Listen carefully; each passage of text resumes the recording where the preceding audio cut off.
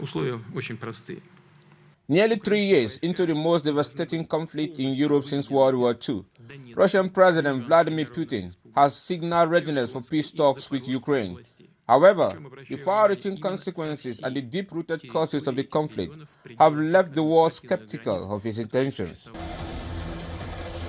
The Russian-Ukraine war, ignited on February 24, 2022, has altered the lives of millions but reshaped global geopolitics, economies, and alliances. It has become a war that changed the world in ways few could have predicted. The invasion of Ukraine by Russian forces marked the beginning of a conflict that has left tens of thousands dead, displaced millions, and triggered one of the worst refugee crises in modern history.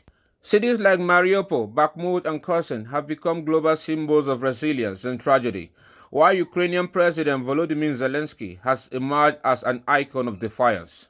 But the war's impact has transcended borders, rattling the global economy and deepening divisions between East and West.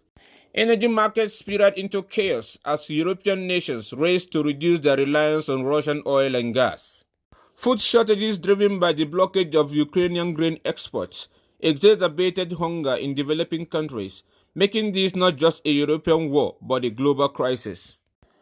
Amid this backdrop, Putin's recent comment on peace talks have drawn both hope and suspicion.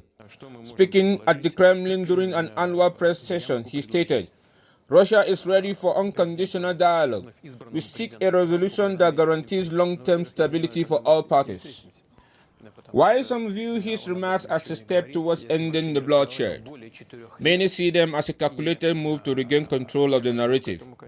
Putin's insistence that NATO's expansion remains a core issue has raised doubts about his willingness to compromise.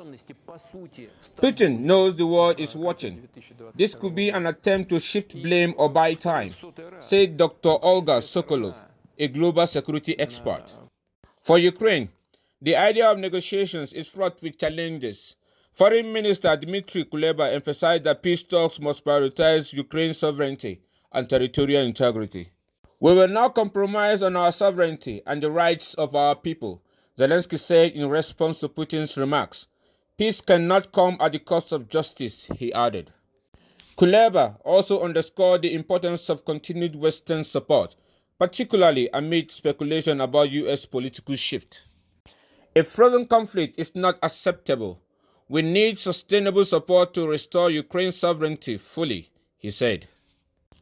The war has exposed and deepened fractures in international relations.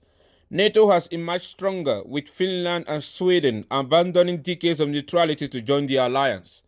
Meanwhile, nations like China and India have walked a delicate line, advocating for peace while maintaining economic ties with Moscow. The conflict has also accelerated a Cold War-like rivalry, with the US and its allies on one side, and Russia, China, and other authoritarian regimes on the other. This war has redefined global alliances and highlighted the fragility of the international order, said Tim Dupont, a geopolitical analyst. The Russian-Ukraine war has become a defining moment in modern history, reshaping how nations interact, fight, and forge alliances. It has forced the world to confront questions of sovereignty, justice, and the cost of war in an interconnected age. As peace talks linger in the horizon, skepticism remains high. Many question whether Putin's overtures reflect genuine willingness or a strategic posturing to recalibrate his position. Meanwhile, Kuleba and Zelensky continue to champion Ukraine's fight for freedom, resilience, and justice. This war has changed everything: our politics, our economies, and even our sense of security, said François Leclerc, a European diplomat. Whether peace comes tomorrow or years from now, its impact will be felt for generations to come. The legacy of this war will endure, reminding the world of how one conflict can alter the course of history, reshaping not just the battlefield, but the entire global order. I am Ephraim Agbo, reporting for Puff TV. People of the Fountain.